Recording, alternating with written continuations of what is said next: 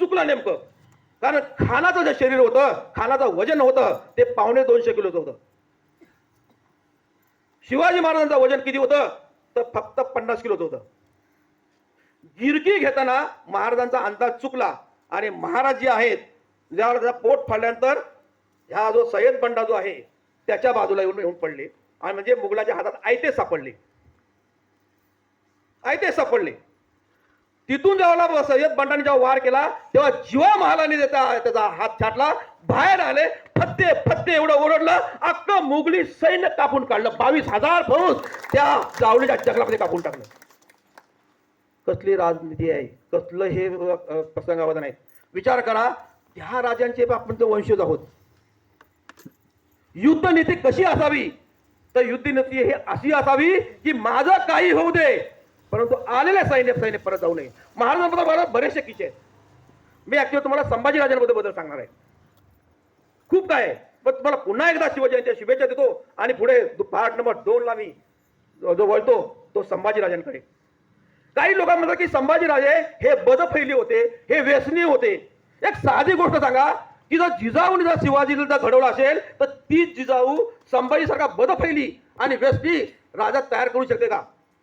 तुम्ही इतिहासामध्ये बघा की सगळ्यांच्या तुम्हाला दिसते पण संभाजी राजांची फक्त एकच पत्नी आहे, येसूबाई आहे. बघा इतिहास काय आहे तो. 1 ते 123 युद्ध लढलेले आहेत मुघलांबरोबर, तेही औरंगजेबासोबत. प्रत्येक युद्धामध्ये मुघलांना शिकस्त दिलेली आहे. औरंगजेब वैतागला, सगळं सोडलं त्यांनी. हे मराठे काय काबू येत नाही, हा संभाजी मला कुठल्याही परिस्थितीमध्ये पाहिजे. त्यांनी संपूर्ण सैन्य घेऊन 30 लाखाची 30,000ची फौज घेऊन औरंगजेब जो आहे तो दख्खन मध्ये आलेला आहे. मुकरब खानाला सांगितलं की कुठल्याही स्थितीमध्ये संभाजी मला जिवंत किंवा मला मेलेला माझ्या ताब्यात दे. मुकरब खान कामाला लागलेला आहे. पण दुर्दैव आमच्या लोकांचं की आमच्यामुळेच गद्दारी आहेत. गद्दार हे जे आहे हे मराठी मुलकाला लागलेली कीड आहे. मराठी मुलकाला लागलेली कीड आहे. मी राजकारणावरती बोलत नाही, विषय तो नाही, माझा तो विषय नाही. परंतु गद्दारी सूर्याजी पिसाळ्यांसारखी जर अवलाद जर का आपल्याबद्दल महाराष्ट्रामध्ये येत असेल, नाहीतर काय वयाच्या 30व्या वर्षी संभाजी राजांचा वध झालेला आहे. वयाच्या 30व्या. तो राजा जर का अजून 20 वर्ष जगला असता तर स्थिती काय असते सांगा. फक्त 20 वर्ष फक्त आणखीन जगायला पाहिजे. 50 वर्ष जेवढा शिवाजी महाराजांचं वय आहे तेवढंच वय मी सांगतोय. काय स्थिती असते सांगा. इकडे जो हा आहे मधला रत्नागिरी मधला संगमेश्वर हे संभाजी राजांची सासूरवाडी. त्या सासूरवाडीला येसूबाईला घेऊन आले होते आणि तिथे जाता जाता तिथला पाटील जो आहे तंटामुक्ती अध्यक्ष तिथला, त्यांनी सांगितलं की राजे एक फक्त काम करा की एक तंटा शेवटचा राहिलाय, आजची रात्र फक्त इथे थांबा. संभाजी राजांनी विचार केला की हिला सांगितलं, येसूबाईला सांगितलं की तुम्ही पालखीमध्ये बसा आणि रायगड जवळ करा, मी उद्या सकाळी येतो. तंट्याचं ठरलं, कुठे करायचं ते ठरलं, तो वाडा ठरला.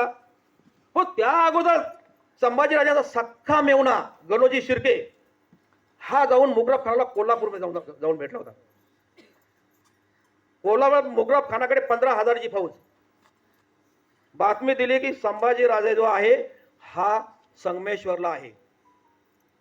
आंबा घाटातून खाली उतरून संगमेश्वर जवळ करता येईल, उद्या सकाळी ते रायगड किल्ल्याकडे जाणार आहे. बघा बातमी कशी फिट आहे. इकडे हेर धावत आला. संभाजी राजांना सांगितलं की राजे खास झालाय, गणोजी शिर्के जो आहे तो जाऊन मुघलांना मिळालेला आहे आणि आंबा घाटामधून कोल्हापूरवरून 15,000ची फौज घेऊन मुकरब खान जो आहे हा संगमेश्वरकडे रवाना झालेला आहे. 15,000ची फौज. संभाजीराजे म्हटले की अख्खा जंगल पडलेला आहे.